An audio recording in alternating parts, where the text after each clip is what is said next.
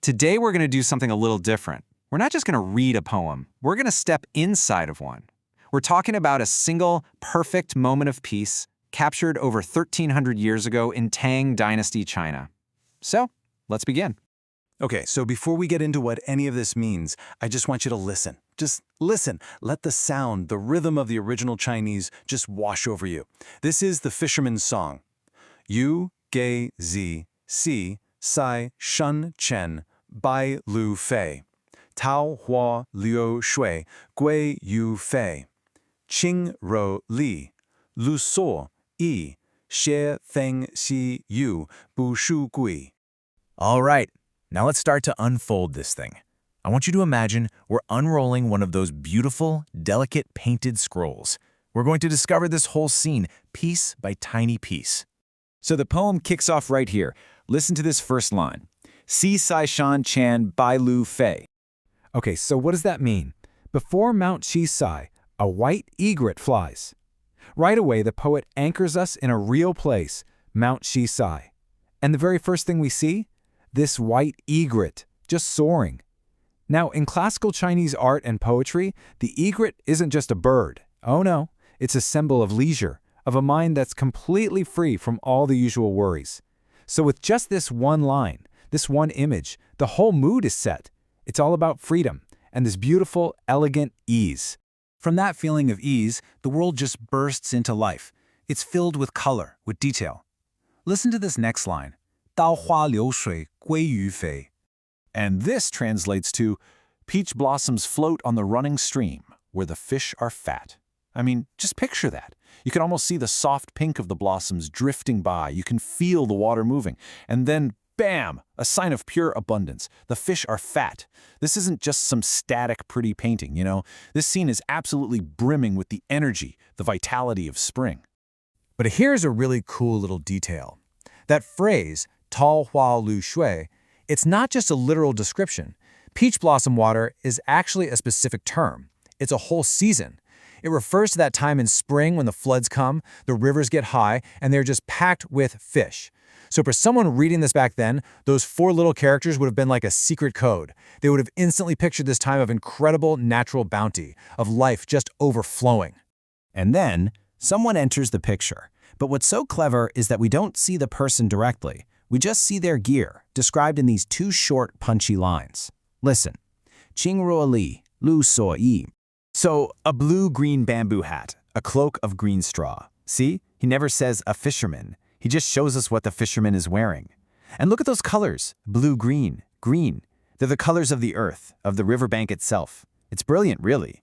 The fisherman isn't some intruder on this scene. He's woven right into it. He belongs there.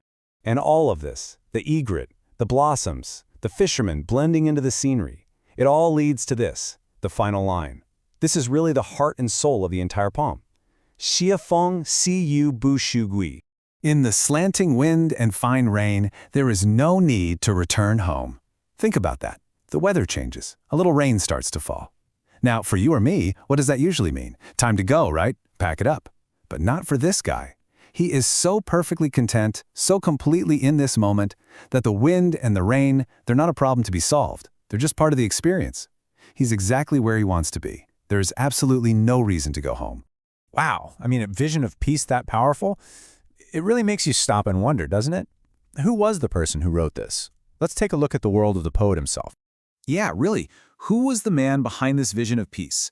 What kind of life do you have to live to find that much joy in just a simple rainy day on a river? Well, his name was Zhang Zhihe. And get this, he wasn't born a fisherman. Not even close. He was a high-flying scholar, a government official right in the heart of the imperial court. But then tragedy struck, and he just got tired. Tired of the politics, the pressure, the whole game. So he did something most people would never dream of. He walked away. He left it all behind to live as a recluse on the waterways of China. So you see, this poem, it's not just him observing a pretty scene. It's his life philosophy. It's a testament to the choice he made. And he didn't do it by halves either. He even gave himself a new nickname. He called himself Yanbo Diaotu, which you could loosely, and I love this, translate as the fishing dude of the misty waves. How cool is that? He literally threw away his old fancy titles and took on this new identity, one that was all about his connection to the natural world. So, when you know his backstory, the poem just clicks into place, doesn't it? The themes are crystal clear. It's about that perfect harmony with nature, becoming part of the landscape. It's about freedom, a total rejection of the rat race, of ambition, of needing to be somebody important. And maybe most of all, it's about a kind of joyful solitude, that deep, real satisfaction you can find when you're just by yourself in a quiet, simple moment. You know, a poem this good, this pure, it doesn't just sit on a page. It echoes. It creates ripples. And for hundreds of years, other great poets were so captivated by it that they had to get in on the action. They started a conversation with it. Just check this out. This is amazing. 300 years later, you have Sushi. I mean, we're talking about an absolute giant of Chinese literature, and he was basically a huge fan of this poem. He loved it so much that he decided to write a longer version, adding his own lines.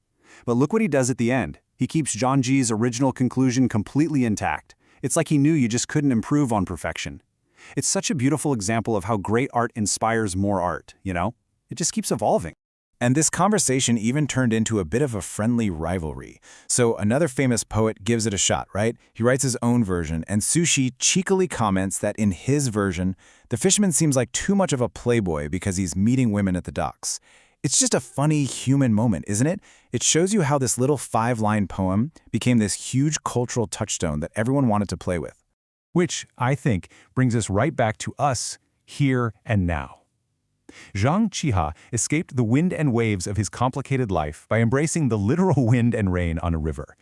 He found a moment so perfect, so complete, that he didn't want to be anywhere else. And it really makes you think, doesn't it? In our world, which is so full of digital noise and notifications and endless demands, what's our version of that fine rain? Where do we find that moment of perfect contentment, that place where we can just breathe and feel there's no need to return?